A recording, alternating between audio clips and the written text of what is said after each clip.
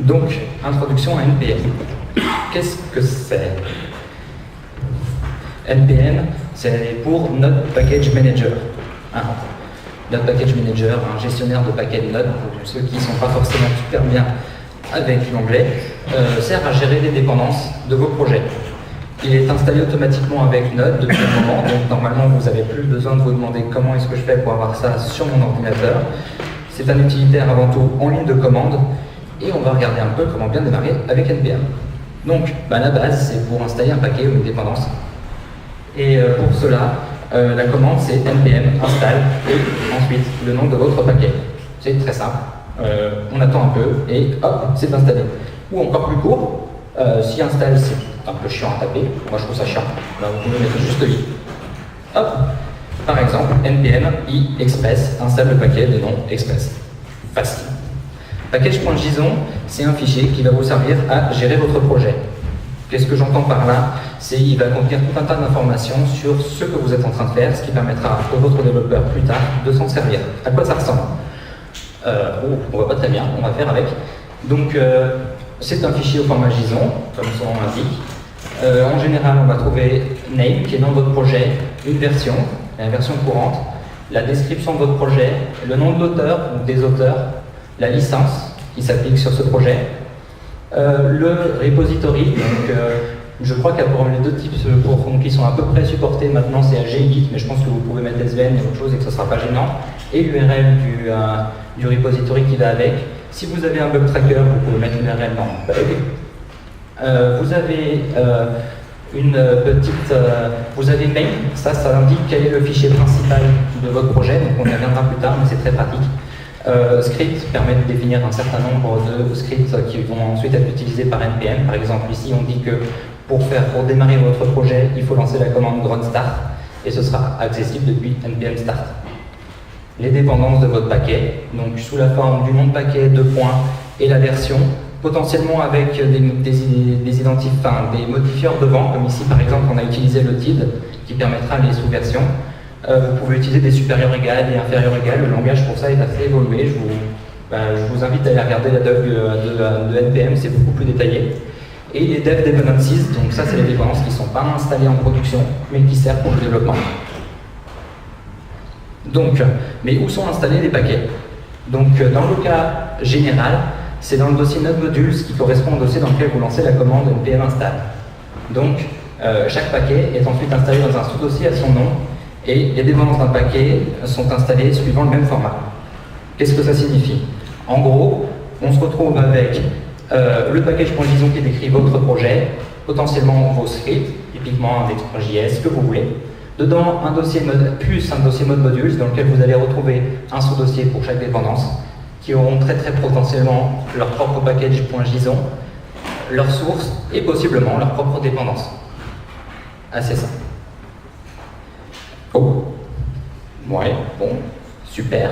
Qu'est-ce qui me fait? Excusez-moi. Il tient pas bien.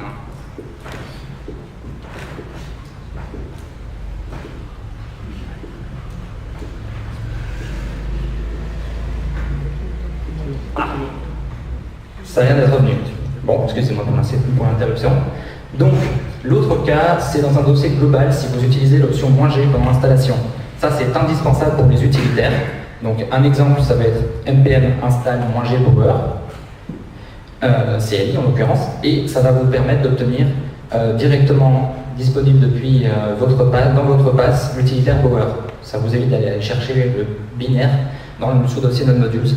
Donc, dès que vous avez besoin de quelque chose qui va s'exécuter depuis votre pass un peu partout, c'est la bonne façon d'installer. En général, quand vous allez sur le site des paquets qui ont besoin d'une installation avec "-g, ils vous suggéreront fortement d'installer comme ça. Donc, gérer un package.json. Donc, vous avez la possibilité d'ajouter automatiquement à la liste des dépendances le paquet que vous êtes en train d'installer.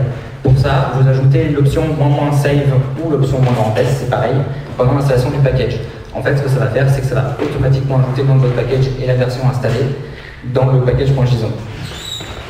Pour faire la même chose, mais ajouter au lieu de le mettre dans le dependencies, le mettre dans la liste dev dependencies, on utilise "-save", "-dev", ou moins grand D, et on obtient le même résultat, mais append à la liste des dev dependencies. Pour supprimer un poké, vous avez la version manuelle bien bourrin avec un RM ou un RF. Et l'idée de package disons c'est bien si vous avez mis quelque chose dedans. Et puis vous avez la façon plus NPM avec la commande remove. Donc après, pareil, vous pouvez remettre les options -s et -d pour supprimer automatiquement vos packages.json. Vous utilisez un paquet depuis n'importe quel fichier JavaScript dans le dossier ou dans un sous-dossier de votre projet. Simplement, vous écrivez var, le nom de la variable que vous voulez donner à votre paquet. En général, on reprend le même nom que le paquet, mais c'est libre à vous de faire vos choix. Et ensuite, on utilise la fonction require et on donne le nom de son paquet et on a une belle variable avec tout ce que le paquet expose disponible immédiatement. Donc là, on a fait un bref aperçu de, en gros, comment on utilise NPM. Et maintenant, je vais passer sur la partie secondaire, à savoir créer son propre module pour le partager avec la communauté. Ça arrive souvent d'avoir besoin et c'est quand même vachement bien quand on a passé du temps à développer un truc et que c'est pas secret d'entreprise, de le partager à tout le monde. Donc, comment on fait ça? Donc, avant tout, il faut créer un package.json. Vous pouvez le faire à la main en prenant tous les morceaux d'exemple que je vous ai donnés au début des slides, ou vous pouvez taper npm init et ça va vous faire gagner un peu de temps, il va vous poser plein de petites questions, quel est le nom de votre paquet, quelle est la version, ça va vous permettre d'initialiser un package.json basique, un peu plus vite. Pensez à créer un dépôt, donc Mercurial ou Git, c'est quand même ceux qui sont le mieux gérés par npm. Donc typiquement sur GitHub ou sur Bitbucket, ou sur votre serveur perso, si vous avez des solutions plus rigolotes. Après, je vous laisse les imaginer, mais a priori, tant qu'on peut les servir avec une URL, ça marchera très bien. Ensuite, si possible, pensez à créer vos fichiers sources dans un sous-dossier. Ça permet de garder votre arborescence propre. Donc après, la communauté a tendance à utiliser le dossier libre, mais c'est libre à vous de faire ce que vous voulez. Et il faudra penser, dans ce cas, c'est là qui revient, l'attribut main du package.json pour dire « Ah ben voilà, si jamais vous incluez mon paquet, donc quelqu'un qui fait require le nom de votre paquet, c'est tel fichier qu'il va falloir charger en premier pour récupérer les informations sur toutes les valeurs qui sont exposées par votre module, les fonctions, la logique, etc. » Donc, eh bien, si on veut utiliser plusieurs fichiers, en général c'est mieux pour développer et écrire ces modules. On a une variable globale qui s'appelle module, qui est disponible dans tous les fichiers, qui permet de manipuler son module. Chaque fichier est un module, il faut bien le savoir, c'est ça la logique Node.js, un fichier, un module. Et donc ainsi, vous pouvez exporter votre code vers d'autres modules. Typiquement, un exemple, dans le fichier hello.js, j'ai posé une fonction printhello qui fait un hello world, truc classique, et une variable plus ou moins statique qui s'appelle theAnswer qui vaut 42. Donc, et ensuite, si je veux utiliser ça, je fais un require de mon fichier hello. Donc ici, comme il est dans mon dossier, j'utilise // pour bien le spécifier. Je peux faire donc tout de suite un hello.printhello pour accéder à mes méthodes, ou un console.log et par exemple récupérer hello.theAnswer. Et donc, je ne peux que vous encourager d'aller lire la documentation Node.js des modules, parce qu'elle est vraiment indispensable pour bien comprendre comment tous ces morceaux s'imbriquent les uns dans les autres. Donc, c'est sur la doc Node.js, sur la page module.html. Vraiment, si vous ne l'avez pas lu, même si vous êtes un développeur confirmé, lisez-la. Ensuite, c'est important, vous avez écrit votre module, il a l'air de marcher, il a l'air. Testez-le, comme ça vous saurez s'il marche. Donc pour ça, il y a plein de frameworks qui sont disponibles. Moi, je les ai mis par ordre de préférence personnelle, mais vous avez tout à fait la possibilité de les organiser autrement. Donc il y a Mocha, Jasmine, Expresso, Nadunit. J'essaierai de vous passer des liens vers les slides cette fois-ci, peut-être aussi de la fois d'avant du coup, en profiter. Comme ça, vous pourrez récupérer tous les liens. Alors, après, quand vous avez fait ça, il y a des cas où vous avez des fichiers qu'il faut plus ou moins packager, modifier pour que ça fonctionne bien. Avant de publier votre paquet, s'il vous plaît, essayez d'utiliser des outils automatisés pour faire votre packaging, ça vous évitera de gâcher votre module et de devoir faire une release juste après une release. Donc en ce moment la référence c'est Grunt, mais il y a d'autres outils pour le faire. Voilà. Donc, il faudrait une présentation sur Grunt, si quelqu'un qui est motivé. Enfin, publier. Pour publier un paquet, la première chose à faire, c'est de créer un compte sur npmjs.org. C'est très simple, on ne vous demande vraiment pas beaucoup d'informations. Bon, là, on ne voit rien sur le vidéoprojecteur, c'est dommage, mais en gros, on vous demande un nom d'utilisateur, un mot de passe et une adresse email. On n'est vraiment pas en train de vous demander un truc très privé. Et ensuite, vous pouvez vous identifier avec NPM en ligne de commande. Comme ça, on utilise NPM AddUser, vous mettez votre login, il vous demande votre mot de passe. Après, c'est stocké en local, il ne vous embêtera plus avec ça. Et puis, il ne reste plus qu'à publier. Donc, la première chose qu'on fait, c'est vérifier son package.json. C'est utile parce qu'on a souvent des problèmes dedans. Les choses qui sont à vérifier, qui sont critiques, en général, c'est l'auteur, l'email, l'URL vers les sources, le bug tracker si vous en avez un, etc. Pensez surtout aussi à vérifier que la version, ça doit pas une version. En général, c'est un truc que font souvent les gens quand ils commencent avec NPM, mais je l'ai fait, donc après on se demande mais pourquoi il ne peut pas être mis à jour, mon client. Mon copain, quand il fait NPM install, il n'a toujours pas la bonne version. C'est classique, hein, il faut vraiment penser à vérifier qu'NPM n'a pas déjà cette version, donc pensez à l'incrémenter dans le package.json. Et après, c'est simple, vous tapez NPM publish, et puis vous avez tout qui se fait tout seul. Ça, c'est vraiment super. Est-ce que vous avez des questions? Oui, alors attends, je crois qu'on a un autre micro, mais je vais passer celui-là, ce sera plus simple.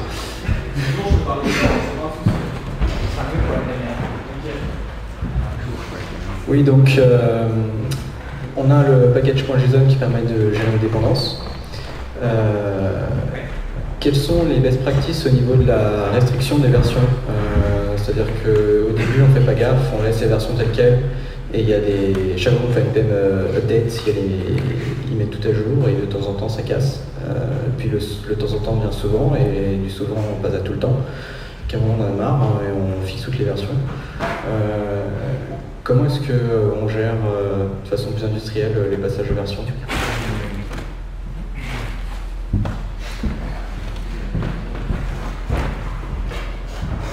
Bon, j'ai un micro avec un bouton tout poli, excusez-moi. Merci. Du coup, pour répondre à ta question, a priori, je pense que c'est toujours assez difficile, puisqu'évidemment, les versions sont gérées par le développeur. Donc, la première chose à faire, c'est d'essayer de déterminer si la personne qui développe le paquet, il a un schéma pour nommer ses versions.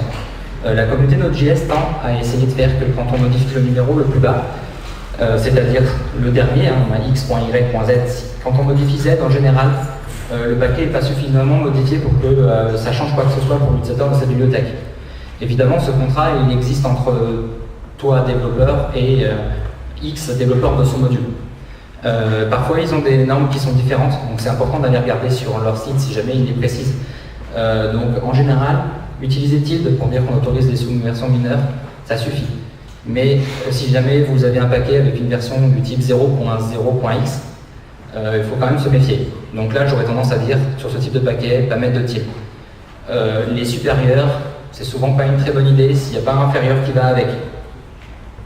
Mais fixer les versions quand on publie en prod, c'est vraiment une bonne idée. C'est-à-dire, tant que vous êtes en développement et que c'est votre repository, utilisez des versions avec tilde, en général, ça suffit.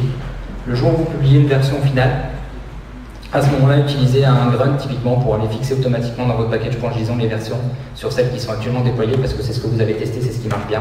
Et si tous les développeurs de modules faisaient la même chose, on aurait moins de problème. Ouais.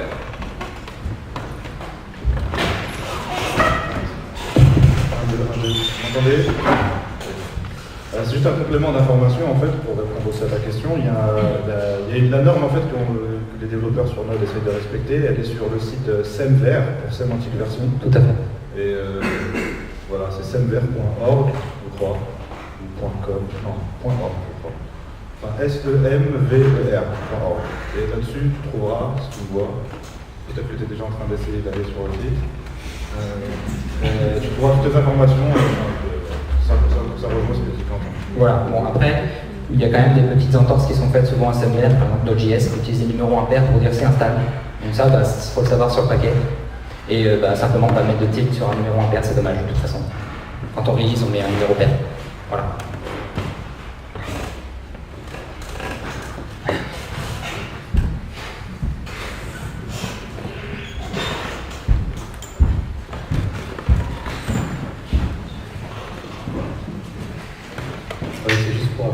Encore une autre précision.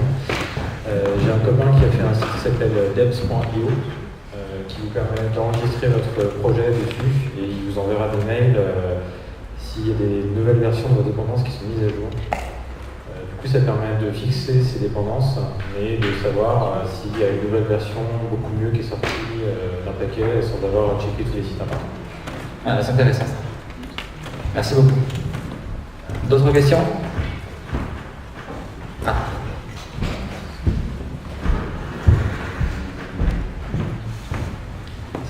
Dans la bibliothèque Node, ils ont une convention pour la stabilité d'API pour chacune des fonctions qu'ils exposent. Est-ce que c'est une pratique qui a pris corps ailleurs? Excuse-moi, j'ai pas bien compris tout. Dans la doc de Node, les Oui. API sont documentées avec un niveau de stabilité. Tout à fait. Est-ce que c'est une pratique qu'on retrouve plus souvent ailleurs? À ma connaissance, pas du tout. Ça m'a l'air d'être vraiment réservé à eux. Puis après, il y a des API qui sont incontournables et qui sont dans des états encore un petit peu discutables, typiquement les streams, que tout le monde utilise tout le temps et que ils sont une base de HTTP et de tous les modules autour. Donc c'est à prendre quand même avec des pincettes. On a des API qui fonctionnent bien et qui changent assez peu, et ils ont quand même dit plusieurs fois sur leur blog qu'à partir de maintenant, ils considéraient qu'un changement sur leur API, c'était une décision assez forte pour eux et qu'ils allaient limiter au maximum de le faire. Pour les autres paquets et ce qu'on trouve sur NPM, ça dépend vraiment du développeur, il y a vraiment de tout. Donc je ne peux pas m'engager à dire oui, il y a des gens qui font ça. Ça ne m'étonnerait pas qu'il y ait un ou deux modules sur lesquels il fait ça, mais j'en connais aucun. Merci. De rien. D'autres questions ou on a fait le tour?